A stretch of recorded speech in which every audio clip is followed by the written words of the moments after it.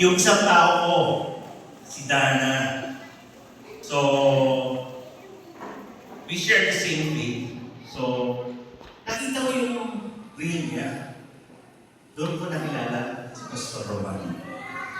So, ano kaya ito ako sinare ni Dana? And then, nakita ko, it's his most popular reel with 1.2 billion views na sinasabi, unahin natin ang Panginoon. So,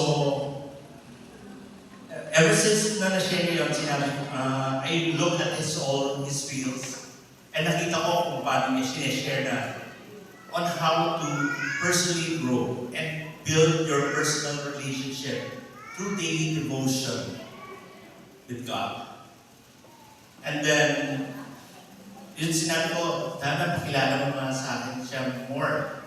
And then, I know na siya pala ang spiritual leader at Rise Up with the Streets, which is sa Dubai, UAE, base. He's been a pastor for more than 30 years.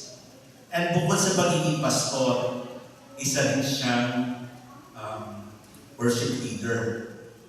And kung maaari lang po, Pastor man. Kasi I also follow him in YouTube and meron din po siyang Spotify channel. Meron din po, nag-compose din po siya ng mga worship songs. Okay. And also, you can also follow yung reels niya. He has 85,000 followers on Facebook.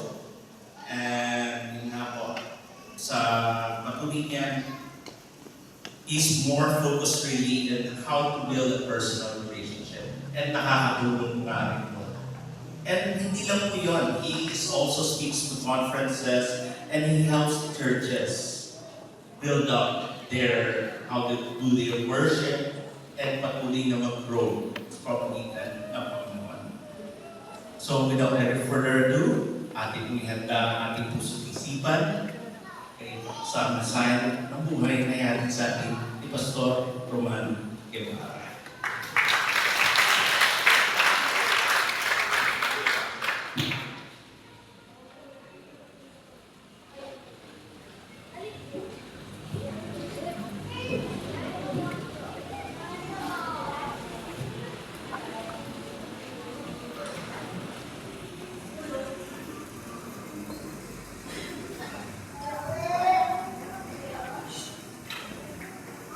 Magandang umaga po sa inyong lahat. Good morning po to everyone. And happy second anniversary sa ating Cavite Methodist Church. Palapakan po natin muli ang Panginoon. Let's give the Lord the best clap offering na pwede po natin ibigay sa Kanya para sa 2 taon na mula nung simula ang grupo nito, church na ito, ministry na ito ay patuloy na lumalago at pinagpapala ng Diyos. At pakibati rin natin muli ang mga katabi natin ng happy anniversary. Pakibati rin po natin ang mga katabi natin ng happy anniversary. Salamat po sa leadership at congregations ng Cavite Methodist Church for giving me this opportunity and this privilege to be able to share God's Word to you on this special occasion, on this very important day and event that the Cavite Methodist Church has decided to do in celebrating God's goodness. Ngunit bago ko po ituloy ang pag-share ng Word of God para po sa ating anniversary today, I always make it a point and grab the opportunity to encourage Christians worldwide. Saan man po madali ng Panginoon. Ngayon po ako'y nakabase sa Dubai, United Arab Emirates. Ako po'y uuwi sa Pilipinas at least twice a year para po sa aming mga national conferences. Nagkataon na umuwi po ako ngayon for our June 12 worship conference, our national worship conference sa Codeta Astrodome. Doon po naibigay sa akin yung invitasyon na maging guest speaker for this event. Ang totoo po doon, pag-uwi ko, aalis po ako talaga dapat na mga 2 to 3 days lang. But receiving this invitation, I accepted the invitation with such gladness at dapat bukas na babalik na rin ako No? Pero pina-extend ko na ilang pa mga araw at sayang naman yung pag-uwi. Pero naging dalawang dahilan ko talaga yung uwi ko ngayon, yung national conference namin noong June 12 at ito pong anniversary ng Cavite Methodist Church. Praise the Lord. And the Methodist churches worldwide has in a way been part of my journey as a pastor for 30 years. Noong ako'y nagsisimula as a pastor, noong ako'y nagsisimula sa aming mga ministries dito sa Pilipinas, madalas kinukwento ko kay Pastor Bong, madalas po akong speaker sa mga Christmas Institute, sa mga Summer Institute, at sa mga biennial gatherings, especially ng mga kabataan, whether in the Luzon area or even in the Visayas. But then later on nga, ako napabase na in the Middle East, in Dubai. But I continue to partner with Methodist churches throughout the world, whether it's in the Middle East, in the United States, or in many other places. Having a very short discussion with Pastor Wong about the Cavite Methodist Church, I said to him, as the Lord will enable and allow us to partner together in doing the work of the Lord, I would like to offer my services and be able to partner with the Cavite Methodist Church. Hindi rin po aksidente, nakakatalo niyo kami kanina, nung pinento niya yung mga kabataan natin kumanta kanina sa Mount Pisgah. Di ba mga kabataan? Hindi mo ba yun yung youth group ninyo? Alam ko yun yung youth group yun, ano? Yung nung pinakwento po niya sa akin yung Mount Pisgah, sabi niya, katabi yun yung Seattle's Best, ganyan. Pag umuwi po ako sa Pilipinas, doon po bahay ko. Yung Mount Pisgah, Seattle's Best, McDonald's, and then papasok, Ridgecrest. Doon po, taga dito po rin ako pag nasa Pilipinas. Kaya nga sabi ko, ano na yan, hindi na aksidente yan. And as the Lord will allow and enable us to partner together in some way, I would love to. Vino-volunteer ko na ang sarili ko sa inyo. Nandito po ako sa Pilipinas, hindi ko naman kapitbahay tayo. And he was talking to me a while ago about young people. And the desire of the Cavite Methodist Church to train, equip, and reach more young people in order to grow the Cavite Methodist churches. Sabi ko, saktong-sakto yan, Pastor. Dahil yung dalawang beses na umuwi ako sa Pilipinas from the Middle East, yung una, pag June 12 sa Codeta Astrodome, to equip worship ministries. I partner with my brother, Pastor Romel Guevara, in doing that. And then pag December naman, every first Saturday of December, meron po kaming Rise of Philippines National Youth Conference also at the Codeta Astrodome. Isang buong araw yun, and we hope to gather thousands of young people across denominational lines, Christian churches, para ma-challenge natin ang mga kabataan natin na mabuhay para sa Lord. Noong ako'y nasa Dubai, isa sa mga nakaalala na sa akin, na report ng ating gobyerno that there is a 500% increase in HIV infections, especially sa kabataan natin, between ages 15 to 25. Hindi 100% increase, hindi 200, hindi 300, 500% increase.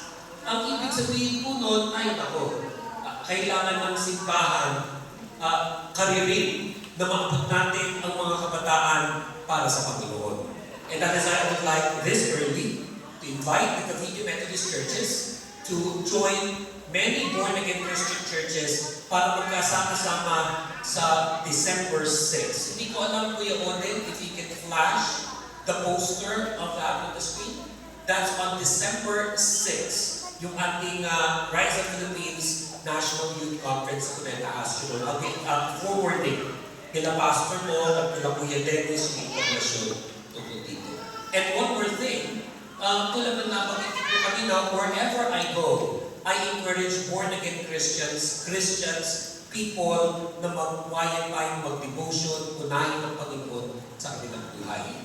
Yung pong ilan sa mga kasaman ko ay ipamibigay ko ngayon ang flyers concerning po sa aming araw-araw na online ministry at online morning devotion. Nagsimula po ito nung pandemya, tulad ng lahat ng mga Christians na hindi makapag-physical gathering.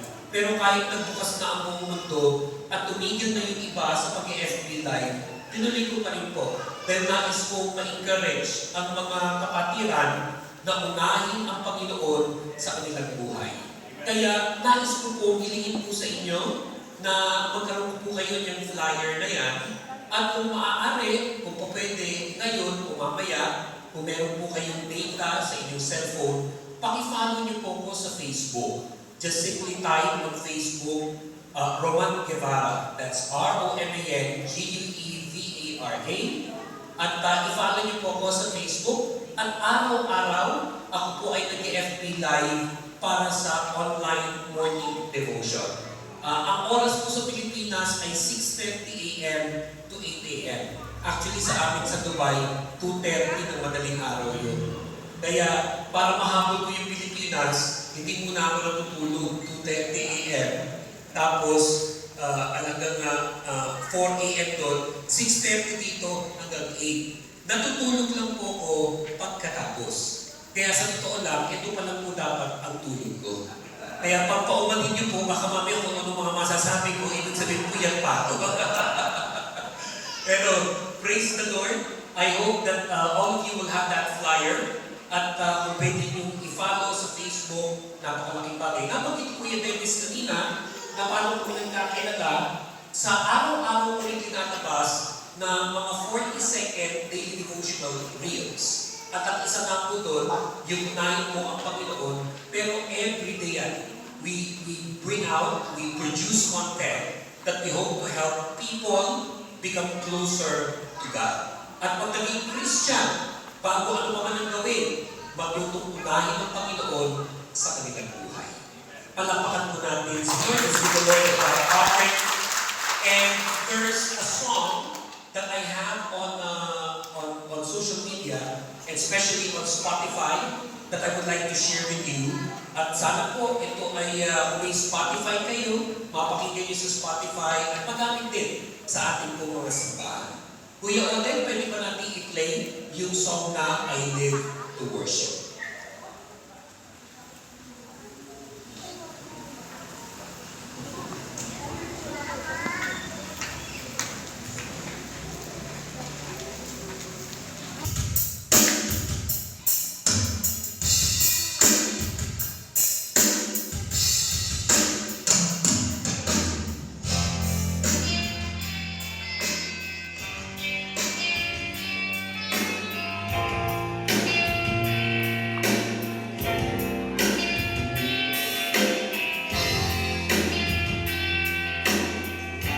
Minsan pa po, palakpakan po natin ang Panginoon. Let's give the Lord the best clap offering that we can give to Jesus Christ today. I live to worship at your throne. I live for you. My one desire is to please you. Please you alone.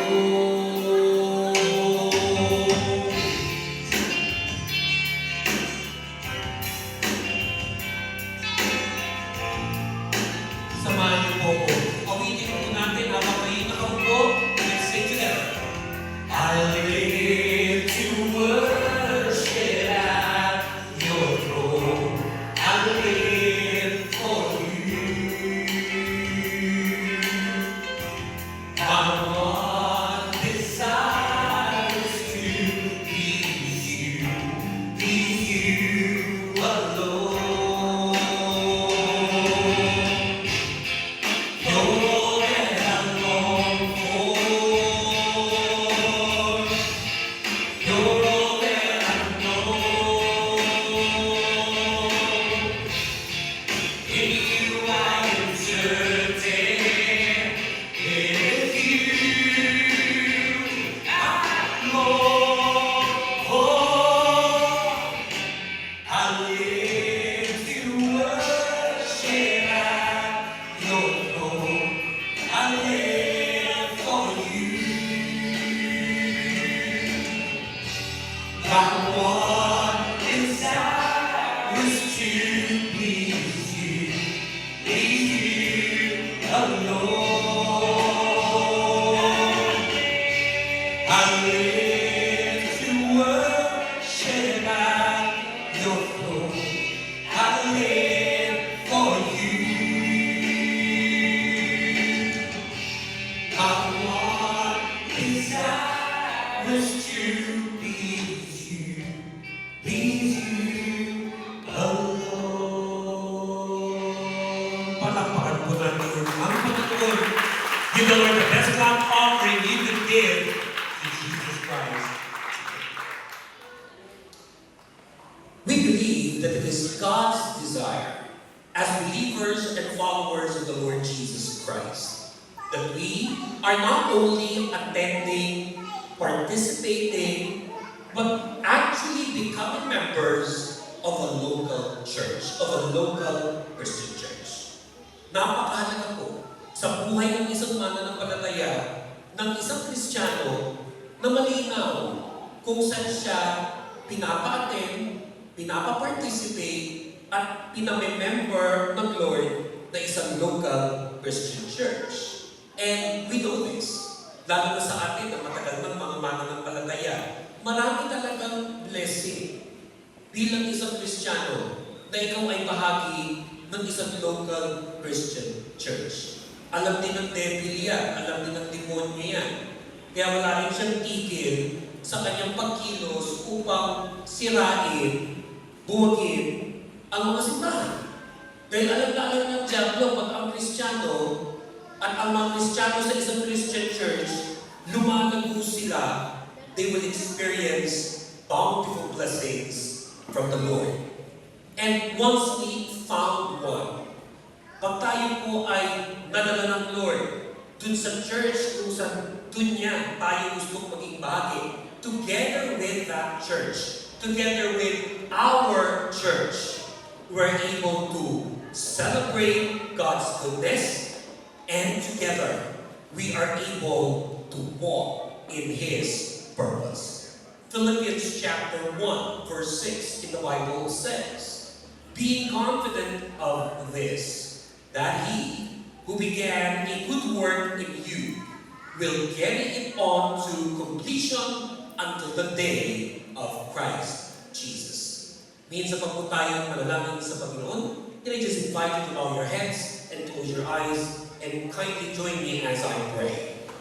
Dear Heavenly Father, we thank you for this very special day that you've given to all of us to be together to worship you and to listen to your word.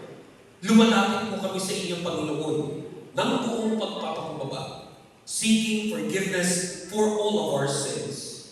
For everything that we have thought, said, and done, forgive us, Lord. Patawarin niyo po kami, Panginoon, sa lahat ng aming mga naisip, nasabi at nagawang mga kasalanan. Purify your people, O God. Purify our hearts and our minds. Renew our minds. Turn them into the mind of Christ. Transform our character that it may be Christ-like. At nawa, sa aming pakikinig sa oras na ito, maranasan namin ang presence and power of the Holy Spirit of God. Puspusin niyo po kami, Panginoon, ng inyong love, joy, peace, and strength. Magkaroon po kami ng spiritual restoration, spiritual renewal, spiritual revival, spiritual breakthroughs. Ma-recharge po muli ang bawat isa po sa amin. And we surrender all to you, God. Lahat ng aming mga iniisip, iniintindi, dinadalang mga problema sa buhay. And we resist, reject and rebuke all the works of Satan in Jesus' name. And we declare him powerless. Hindi siya magtatagumpay sa buhay ng iyong mga anak. But we praise your name, Lord Jesus. Itinataas namin ang iyong dakilang pangalan. Pinapupurihan ka namin at pinapasalamatan at maging sa oras na ito. Ilulahati tinatagila as we pray. All of these things, we pray in the name of the Father, the Son, and the Holy Spirit. In Jesus' mighty name, this is our prayer. And all God's people say, Amen. Celebrating God's goodness, walking in His purpose. At habang po ang ating pag-uusap, ang ating mensahe ng buhay para sa araw na ito, hindi lamang sa pagbabasa ng Philippians chapter 1 verse 6, kundi yung mga nauna pa at mga kasamang verses nito, and in some sense also the entire book, letter of Paul to the Christians at Philippi. At makikita po natin, as pagbabasa natin no Philippians chapter 1, and especially the first verses bago yung Philippians 1 verse 6, na sabi ni Apostle Paul dun sa kanyang mga sinusulatan, I thank my God every time I remember you.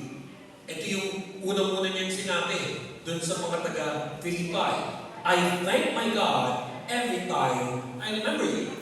Then sabi nga sa Philippians chapter 1, and this time verses 1 to 3, Paul and Timothy, servants of Christ Jesus, to all God's holy people in Christ Jesus at Philippi, together with the overseers and deacons, grace and peace to you from God our Father and the Lord Jesus Christ. I thank my God every time I remember you. And it's important to fully understand not only Philippians 1 verse 6 and even our message for today, to also remember the context by which Paul was writing and by which Paul was saying these things. Sinulat niya ito nung nakakulong siya. At nung habang siya nakakulong, isa ito sa kanyang mga naisulat, at itong mga Kristiyano sa Philippi, ang one of the most interesting things about the Christians in that area, pag naaalala niya yung mga ito, sumasaya siya, sumisiglas siya. And the book of Philippians and the letter of Paul to the Christians in Philippi has always been known by many as a gratitude letter, as a thanksgiving letter, a very happy letter, a very happy book by the Apostle Paul. In comparison with yung mga iba niyang mga sulat na kadalasan may itinutuwid siya at may rinireview siya. Especially, for example, yung kanyang letters to the Christians in Corinth. Yung 1 Corinthians at yung 2 Corinthians at yung iba pang mga letter, marami doon pinapagalitan niya yung mga Kristiyano sa mga mali sa kanilang paniniwala, mga mali sa kanilang pamumuhay, mga mali sa kanilang bilang isang Christian church. But interestingly, itong Philippians, nung sinulat niya, hindi masyado ganun. It was really more of a very happy letter, and a happy letter in spite of the fact that he himself was in prison. Na siya mismo ay nakakulong. Pero sabi niya, no? Pero pag naaalala ko kayo, sumasaya ako. In fact, he would even mention further, he said this, I always pray with joy. Hindi lang niya, yung pagkakaalala niya, sumasaya siya. Kasunod nun siya, pinagpipray niya yung mga yun. At sinasabi niya, pag pinagpipray ko kayo, abay ibang kagalakan ang aking nararamdaman. I always pray with joy. Kanina lang, binabanggit sa akin. Yung saglit na upo namin ni Pastor Pong kanina, nakatapos na yata ako ng Bachelor in Theology. Yung saglit namin kanina. Nagkaroon kami ng update about what is the history of the Cavite Methodist churches and how today there are now, I believe, 4 churches that comprises now the Cavite Methodist Church. Kaya nga, pag-iisipin mo, kung buhay pa si Apostle Paul dito, marahil isa kayo sa susulatan niya. Yung mga simbahan na bahagi ng Cavite Methodist Church. And what a wonderful thing it is, na kung saan man siya naroon, pag naaalala niya kayo, naaalala niya tayo, napapasaya siya, napapapraise siya with joy. And we mention specifically why. Bakit? Kapag naaalala niya, napapapraise siya with joy concerning the Christians in Philippi. Sabi kasi sa Philippians chapter 1, verse 4 to 6, in all my prayers for all of you, I always pray with joy because of your partnership in the gospel from the first day until now. Being confident of this, that he who began a good work in you will carry it on to completion until the day of Christ Jesus. Iyon yung pinagalingan nun. Sabi niya, pag kayo naaalala ko, ang naaalala ko, sumisigla ako, napapapray ako, dahil mula pa nung nakilala ko kayo, and in fairness, sabi niya, hanggang ngayon, from the first day until now, you continue to partner for the gospel. You continue to partner in the gospel. At ang sabi niya, confident ako na kung paano kayo ngayon, paano kayo naglilingkod ngayon, ipagpapatuloy niya that you will continue because the one who began a good work in you is faithful. He will carry it on to completion until the day of Christ Jesus. Kanina, nung tayo ay magsa-start, I was actually outside, no? But nung nag-prepare pa here. And then when I entered in, I was reminded of the beauty of the Methodist tradition. I've said a while ago, nung ako pinagsimula ng pastor, isa po sa madalas kong pinag-preacha ay mga Methodist churches. At hindi lamang youth gatherings, lahat na, mga young adult gatherings nila, at mga ilang mga worship services. That was 30 years ago. And from the processional, all the way to everything that happened in the program. Yung mga kabataan natin kanina na nag-umpisa na sumasayaw. Alam niyo bang inabutan ko pa noon na nag-preach ako sa Methodist Church na bawal nga yun. Hindi ka nga nakakakita ng mga sumasayaw ng gano'n sa Methodist Church. One of my first few friends in the Methodist churches 30 years ago, yung mga nagsusumikap na makapasok kahit pa praise and worship. 30 years ago, kahit yung may banda, may umaawit kanina, wala yun eh.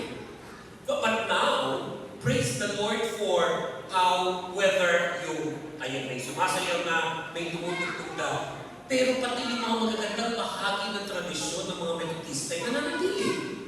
Tulad for example, yung ating youth group na kumanta kanina mula sa Mount Pisgah.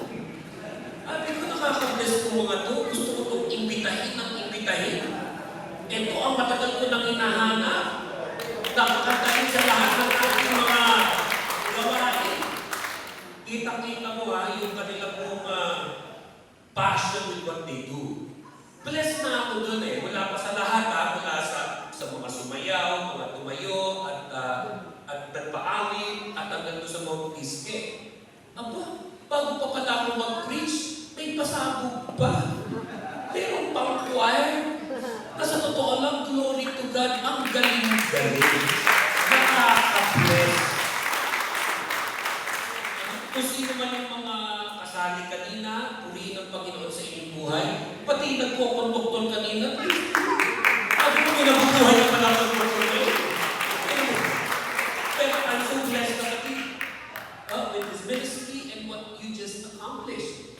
And because I live in the UAE now, I live in Dubai, the United Arab Emirates, it is home to about 150 to 180 nationalities. Christian traditions of many kinds. No? Mga hindi mo nakikita Christian group dito sa Pilipinas, nakikita mo doon, nag-iikot-ikot doon. To the most Pentecostal, to the most conservative, to Baptist, even the most earliest of Christian traditions. So, lalo mo na-appreciate yung yaman ng ating paglago bilang Kristiyano sa buong mundo. At may kanya-kanya talaga tayo mga binigay na kalakasan ng Lord throughout the years. And Paul, perhaps, even during their time, was remembering all of that. And that's when he was writing this, I could only just imagine it inside this prison. At ako nandun siya sa prison yun, kahit napakapangit yung sitwasyon niya. Pero naaalala niya, yung men's group ng Mount Pisgah. At siguro kahit kwenta-kwenta yung kinakain niya, nasa niya, ang galing talaga yung grupo. Siguro habang may dagang dumadaan dun sa preso niya, pero biglang naalala niya, pero yung kwaya na kumanta, ang galing nila, nag-bless ako. Kaya nung sinusulat niya, yun yung tumatakbo marahil sa isipan niya. na naniniwala akong pinapasabi ng Lord sa akin ngayon sa inyo. Whether yung mga kabataan na sumayaw kanina, magpatuloy kayo. Yung worship ministry na nagpaamin kanina, magpatuloy kayo. Yung mga tumayo upang magsalita, yung mga pastor na aking na-meet, magpatuloy kayo. Yung ang paulit-ulit kong hinahanga ang mga kalalakihan natin, magpatuloy kayo. Yung ating choir, magmawit kanina, sabi ko kanina, ang liit no offense, pero ibig sabihin, pwede pa to sa mas malaking venue pakantahin. Thank you, Lord, man. Nakakanta dito, ha? Again, don't get me wrong. But a choir like that, and that group that sang, should continue to sing even to greater audiences. Then, ano yung sinasabi ng Panginoon dito? Through sa kanila nun, ha? Pero maging sa panahon natin ngayon, relevant pa rin. Being confident of this, that He who began a good work in you will carry it on to completion until the day of Christ Jesus.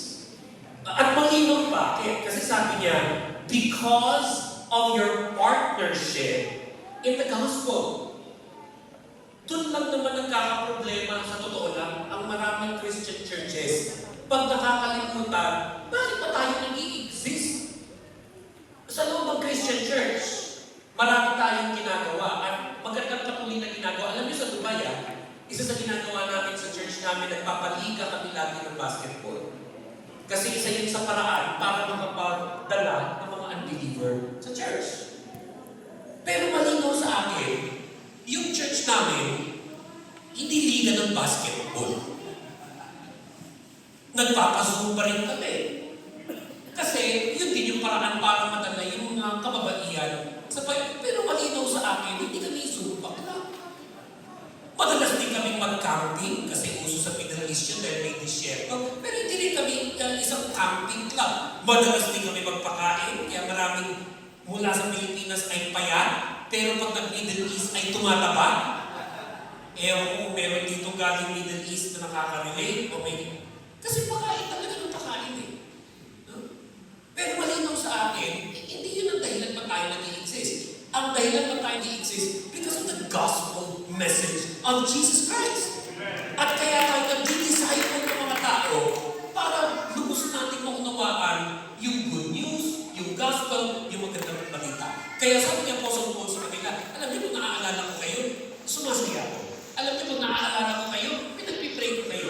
At ang gusto ko sana, magpatuloy kayo in your partnership with me in the gospel from the first day until now. May dadagdag pa ako na wala dyan sa Book of Philippians, pero nasa Book of Acts. Para mas lalo natin maunawaan, bakit nga siya sumasaya? Bakit nga siya nagagalak? At bakit niya sinabi, yung He who began a good work in you will carry it on to completion until the day of Christ Jesus. Bakit ba niya sinabi yun? Kasi kung babalikan natin yung Book of Acts na summary ng kasaysayan ng New Testament, especially during Paul's time, diyan sa Philippi, bago siya nakulong, nag-ministry siya dyan eh. May panahon na nag-ministry siya dyan bago siya nakulong. At kung nag-ministry siya dyan, maraming magandang nangyari. Marami rin siya na-meet ng mga tao. Isa sa mga na-meet niya, he was able to meet people by the name of Lydia. Isa sa mga na-meet niya dyan sa Philippi, he was able to meet a person, a woman by the name of Lydia. In Acts 16, verse 11 to 15, it says, from Troas we put out to sea and sailed straight for Samothrace. And the next day we went to Neapolis. From there we traveled to Philippi, a Roman colony and the leading city of that district, Macedonia. Alam niyo, napaka-importante balikan yun eh. Kasi pag naaalala mo, itong sinusulatan niya, yung mga taga-Philippi, yung mga Philippians, yun din yung mga Macedonian. No? And furthermore, it says, and we stayed there for several days. Verse 13. On the Sabbath, we went outside the city gate to the river, where we expected to find a place of prayer. We sat down and began to speak to the women who had gathered there. One of those listening was a woman from the city of Thyatira named Lydia, a dealer of purple cloth. She was a worshiper of God. Sa totoo lang at hindi sa binubola ko kayo, pero kanina yung mga nag-worship lead, yung mga kababaihan, ang makita ko, ramdam ko, mga worshiper, yung mga worship lead natin. At parang ganun, itong si Lydia, she was a worshiper of God.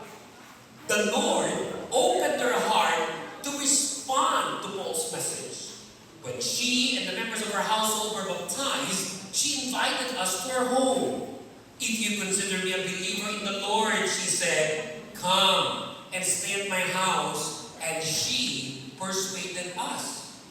Marahil, isa sa rason, nung nakakulong na si Apostle Paul, at sinusulat niya ang sulat na ito para sa mga Kristiyano sa Pilipay, maaaring isang rason kung bakit siya sumasaya pag inaalala niya ito. Kasi naalala niya nung na-meet niya si Lydia.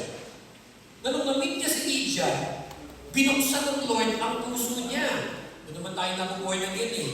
Ang bawat isang narito, kaya tayo nakaupo dito, kaya kayo nakikinig sa akin, kaya kayo miyembro ng inyong mga simbahan, dahil minsan naranasan mo yung naranasan ni Lydia, na binuksan ng Lord ang iyong puso para sa salita ng Diyos.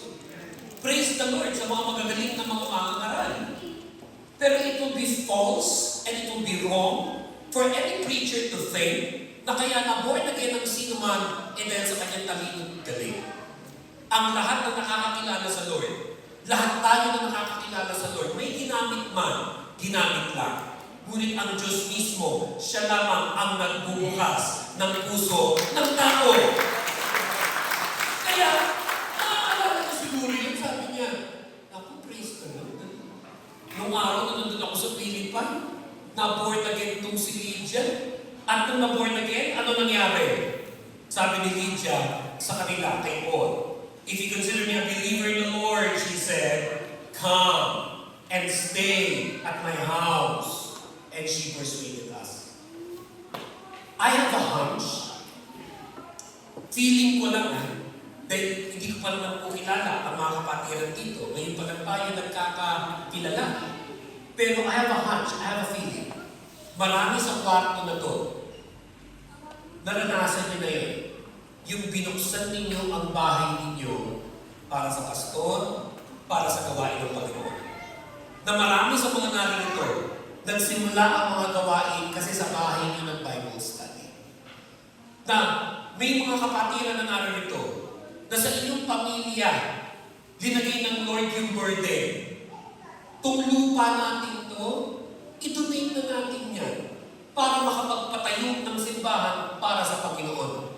Yun si Lydia. Ganung mga klaseng Kristiyano si Lydia. Kaya habang nandun siya sa kulungan, inaalala niya yung mga nasa Pilipay, marahil yun ang dahilan ba't sumisigla ang kanyang puso. Hindi pa natatapos doon. Marahil, isa din sa naaalala niya when he met the Philippian jailer. When he met the Philippian jailer, na isa sa pinakamakapangyarihang kwento sa Book of Acts, paano nabuborn again ang isang tao. Remember the Philippian jailer in Acts chapter 16, verse 25 to 34, where it says, and I read, about midnight, Paul and Silas were praying and singing hymns to God, and the other prisoners were listening to them. Suddenly, there was such a violent earthquake that the foundations of the prison were shaken. At once, all the prison doors flew open, and everyone's chains came loose. The jailer woke up, and when he saw the prison doors open, he drew his sword and was about to kill himself, because he thought the prisoners had escaped. But Paul shouted, don't harm yourself. We are all here. Verse 29, the jailer called for lights and rushed in and fell trembling before Paul and Silas. He then brought them out and asked, sirs, what must I do to be saved? Alam niyo kaya kanina, talagang bless na bless ako dun sa mga sumayaw, nagpaawit, at lalo na yung men's group na nag-special number and then our choir. Bakit? Lalo na yung bago ko mag-preach siya, yung point. Something powerful happens when Christians pray and sing hymns to God. Hindi natin nakikita, hindi natin naiisip, but something powerful happens when Christians gather together and pray and sing hymns to God. Kaya ako panatag kanina, pagkatapos umawit ng lahat ng umawit at lalo na yung choir, praise the Lord. The presence of God is here. Dahil nung umawit, etong mga to, si Paul and Silas dun sa kulungan, ano daw ang nangyari? Nayanin. Yung kulungan.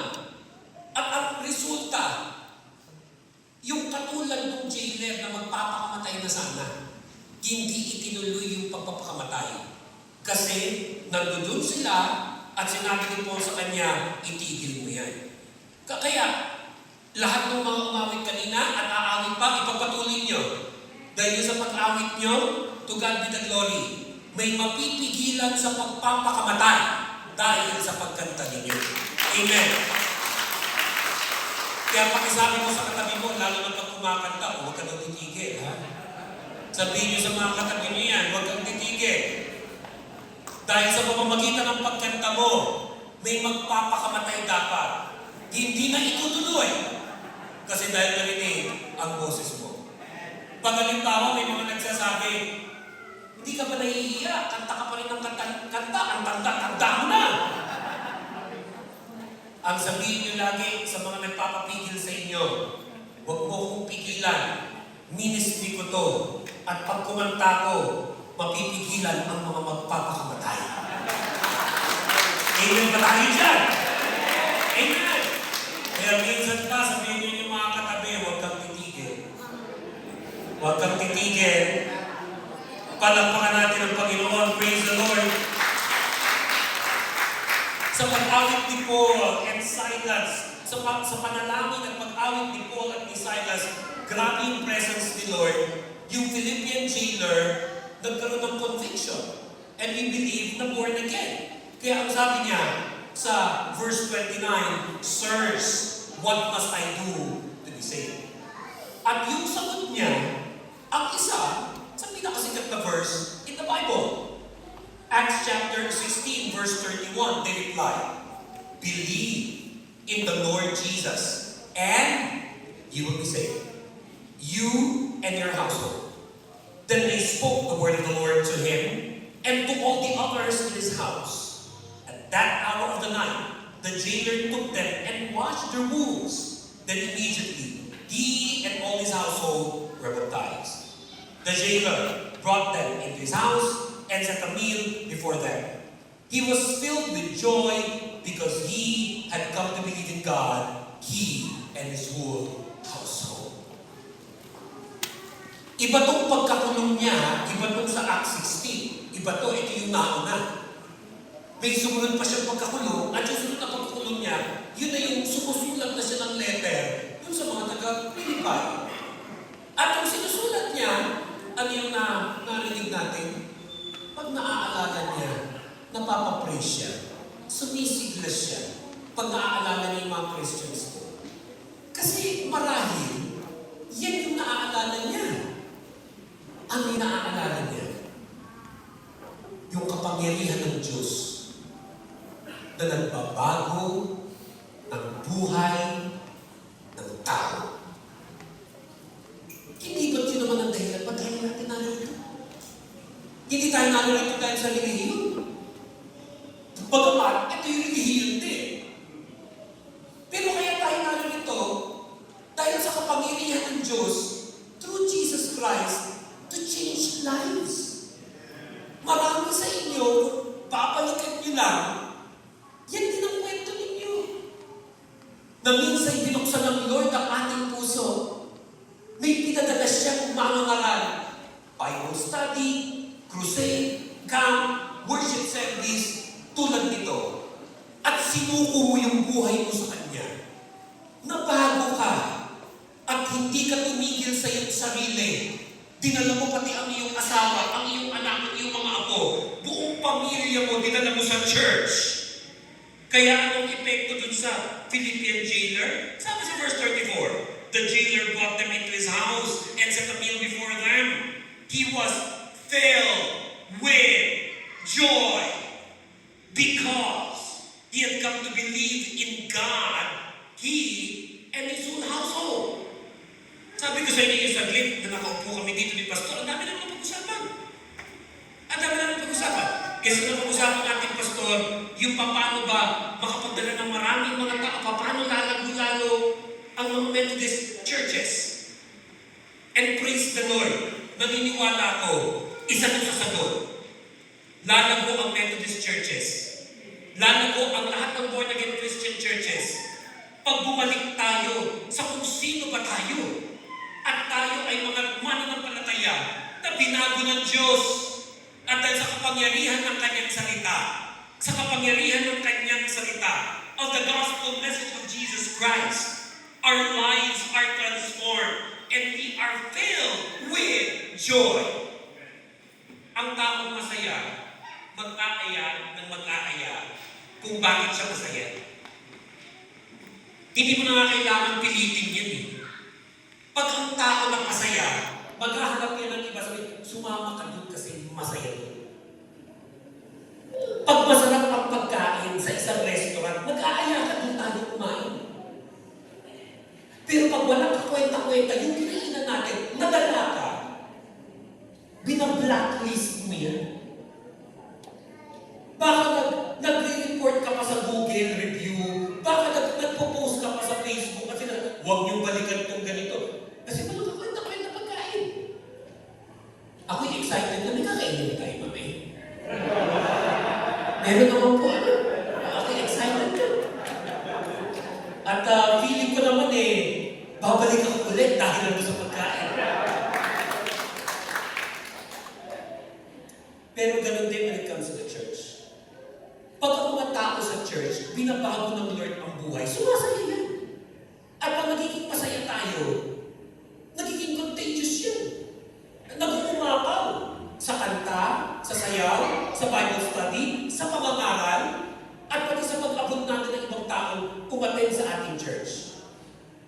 And that is why I believe, and I declare, and I pray that truly the Cavite Methodist Church will experience the gospel, will experience lives changed by the gospel, and that we will experience the joy of the Lord because of the gospel message of Jesus Christ. Palapakan po natin ang Panginoon.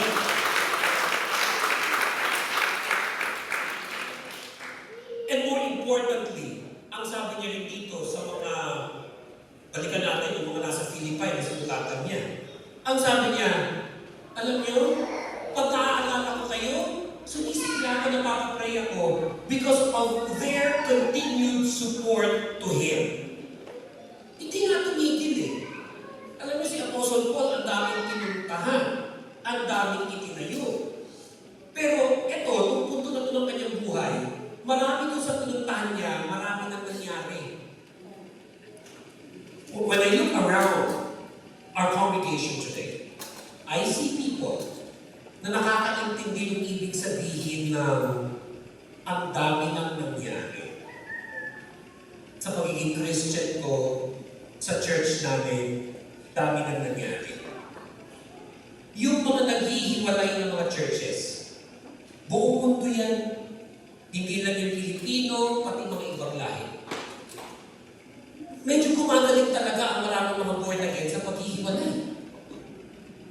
Marahil meron na talagang masters of division. Kasi everywhere talaga in the world, it happens. And it's really painful. It's also really very, very sad. Pero again, hindi yan bago. Kahit noon, nangyayari sa kanila yan. Yung aklat nga ng 1 Corinthians, pag binasa mo, unang chapter pa lang. Sabi niya, ang gusto ko, magkaisa kayo. That you be one in mind.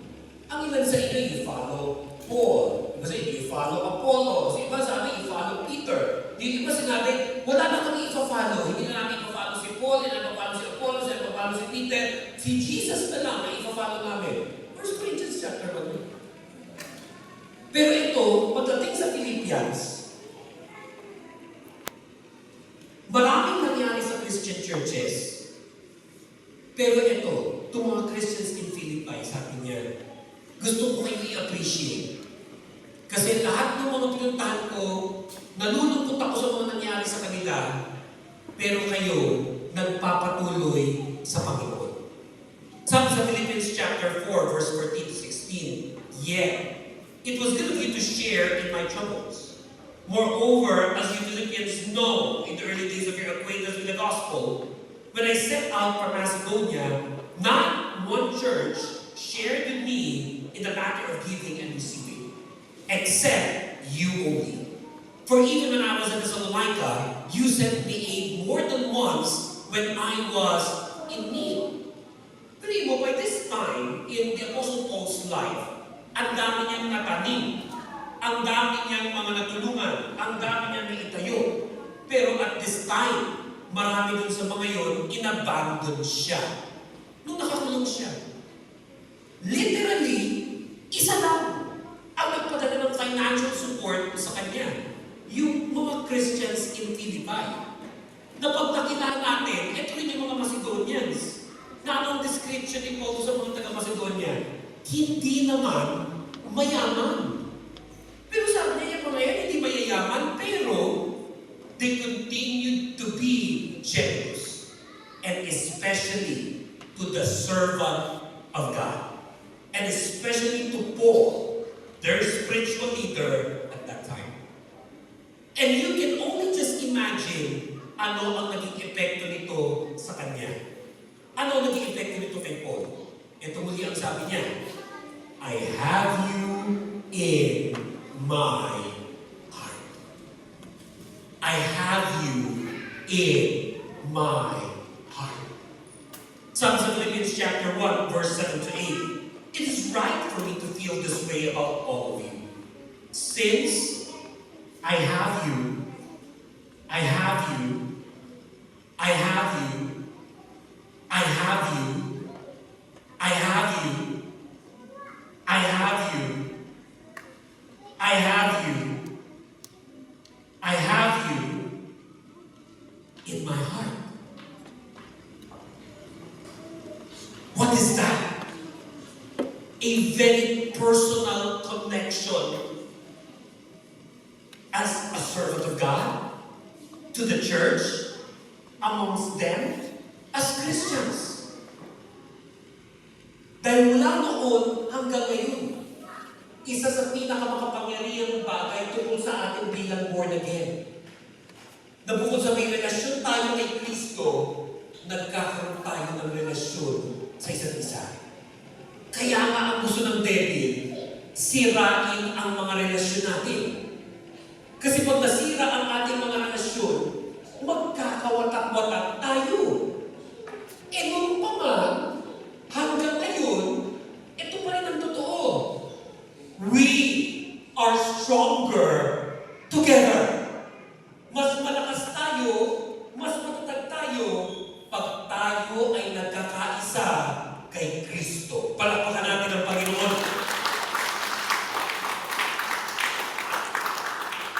And as I close with how He told them na may magandang ginagawa si Lord sa inyong buhay. Ito ba yung gusto ninyong gawin? That your love may abound more and more. That your love may abound more and more. Philippians 1, 9 to 11.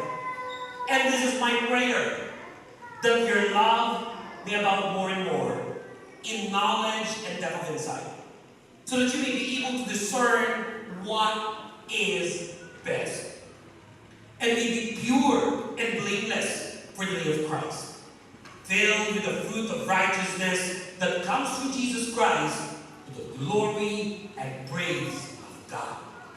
So sabi ni Apostle Paul, hindi mo nasa tulungan siya, sabi niya, "But not only do I remember you, not only I pray for you with joy, but I cherish you in my heart." And I pray for the 4 churches that now comprises the Cavite Methodist Church, na kung paano sinasabi ni Apostle Paul sa kanila, sinasabi ni Lord sa atin ngayon. that your love may abound more and more in knowledge and depth of insight. Ibig sabihin, di mas lalo tayo mag-mature. Yung mag-mature na tayo bilang mga mananampalataya. So that you may be able to discern what is best. The theme of the anniversary is celebrating God's goodness, walking in His purpose. Then together, by God's grace, let us as a church discern what is best. Ano yung purpose ng Lord na gusto niyang lakaran natin lahat? Lakaran natin, lakaran natin, lakaran natin together. That as we discern what is best, we will be pure and blameless for the day of Christ. Magtatagal tayo. Amen. Magtatagal tayo. Amen. Hindi lang 2 years. Magti 3 years pa kayo. Amen. Sayang, wala ako ng first year. Pero sana makabalik ako on the 3rd year. At sana kayo pa rin. Mas marami pa. At kung hindi pa babalik ang Panginoon, umabot pa ng 4th, ng 5th, ng 10, ng 20, and more.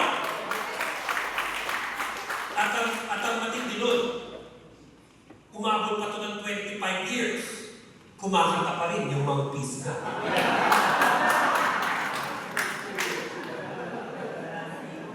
Yung nakita niyo dito, nagdudu pa rin sila. Praise the Lord. Sabi niya, be pure and blameless for the day of Christ, filled with the fruit of righteousness. If indeed we are walking in His purpose. I've been a pastor for 30 years. Kung ako, whether in Dubai or in the Philippines or anywhere in the world, if I am discerning what is best in the Lord, if I am walking in His purpose, may patunay yun eh.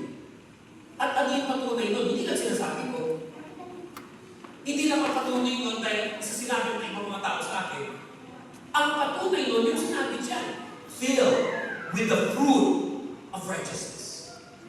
If we're not just celebrating 2 years today, but today we are desiring that together we will walk in His purpose.